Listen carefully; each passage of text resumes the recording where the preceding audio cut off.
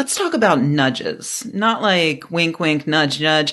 I just made a double entendre and I want to make it painfully obvious to you, but nudges as they're defined by behavioral psychologists. Nudging is an old sort of psychological idea, but it gained prominence and the catchy name in 2008 with the publishing of the book Nudge, Improving Decisions About Health, Wealth, and Happiness by economist Richard Thaler and legal expert Cass Sunstein. They defined a nudge as any aspect of the choice architecture that alters people's behavior in a predictable way without forbidding any options or significantly changing their economic incentives. To count as a mere nudge, the intervention must be easy and cheap to avoid. Nudges are not mandates. Putting fruit at eye level counts as a nudge. Banning junk food does not. And that's a real example. In 2011, for instance, researchers at UPenn found that at a self-serve salad bar, making a food slightly more difficult to reach by varying its proximity by about 10 inches or changing the serving utensils, spoon or tongs, modestly but reliably reduces intake in the range of 8 to 16%.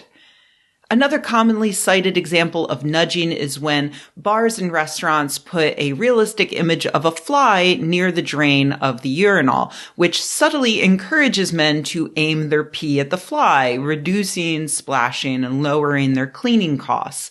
Because men are disgusting. There, I said it. So far, so good, right? Seems perfectly believable. People's brains are constantly using shortcuts and offloading thinking to automatic processes that make it relatively easy to subtly influence their actions in some scenarios. I mean, I have a degree in advertising, so trust me when I say that this isn't terribly controversial. Marketing goblins have known for years, thanks to, for instance, A/B testing, how small changes can impact behavior. In A/B testing, let's say you work on a political campaign and you have two different subject lines to send out asking people to donate to your candidate. To figure out which one works better, you first send both of them to two separate but equal groups. Whichever one gets more engagement then gets sent out to everyone.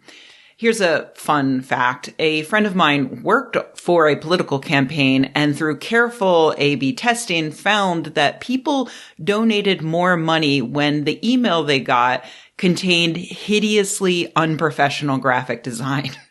Like 10 different fonts, garish colors, low-res images. They were unable to find an upper limit for this effect because the graphic designers at some point simply refused to make things any uglier. I found that really fascinating. So, as you might imagine, there have been a lot of studies over the years that look at nudging to see how effective it is in various settings, and a lot of that research has been positive. Governments have added behavioral psychologists to their teams to come up with clever ways to improve society with minimal cost. And then COVID-19 happened, and everything kind of exploded because we were like, hey, behavioral psychologists, how do we subtly get people to wash their hands? How do we get them to stay 6 feet away from each other? How do we get them to wear masks? And then, how do we get them to stay home? How do we get them to get vaccinated? Sure, you can institute mandates, but we don't necessarily want to do that because it's just going to make people angry with us. That's how we ended up with things like vaccine lotteries, which I talked about a few times back in 2021, with early reports suggesting that the lotteries did encourage people to get vaccinated, but later data suggesting that maybe they didn't really do that much after all. And that was a problem ongoing throughout these past few years. By the time the data is in, the situation has already changed and we're onto some other problem to solve. Nudges are, by definition, small efforts that yield positive results. And maybe they're just not what we need for a giant problem like a rapidly changing worldwide pandemic.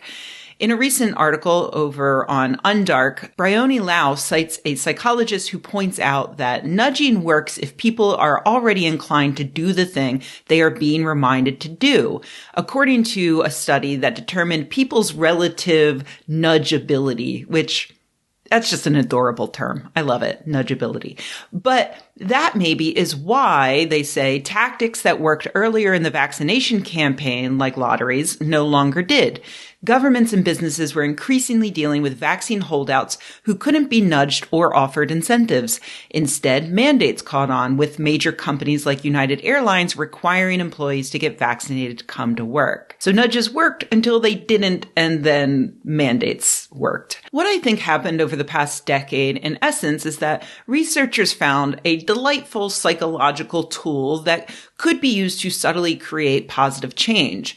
But then they and the whole world fell so in love with this idea that we all decided that we could apply that tool to every problem we have. Yes, a hammer is a very helpful tool to have, but honestly, sometimes you need a wrecking ball.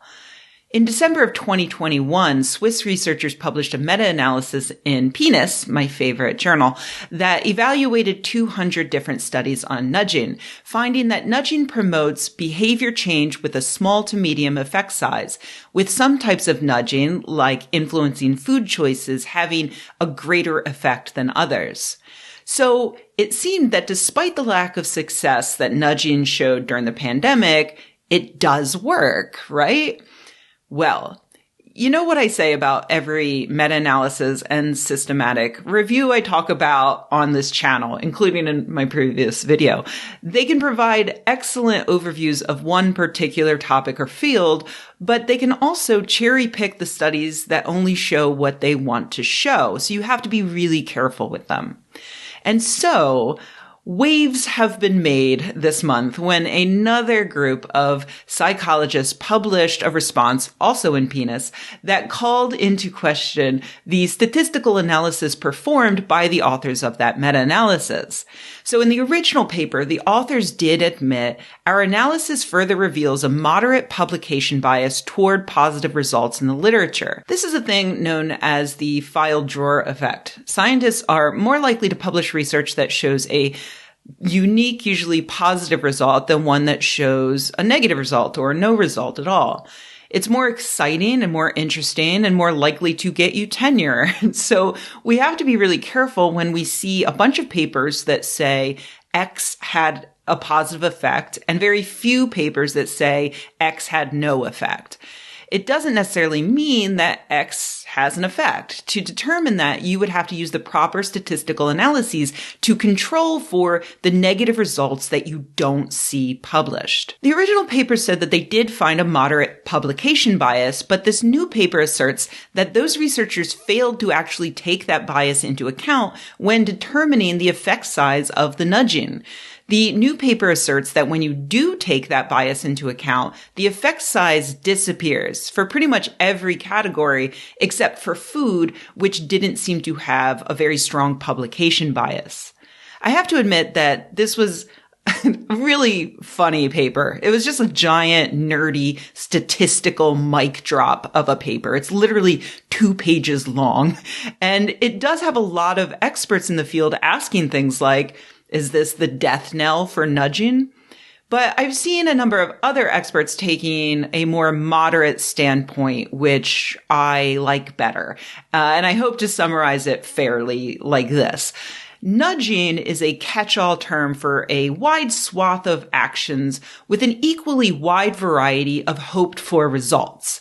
Like, can you really do a meta-analysis that compares getting a handful of kids to pick a fruit cup instead of a cookie for dessert at an after-school program with convince 100 million Americans to get vaccinated? And those are two purposely completely ridiculous ideas to compare, but can you even compare two very similar things like about food choices?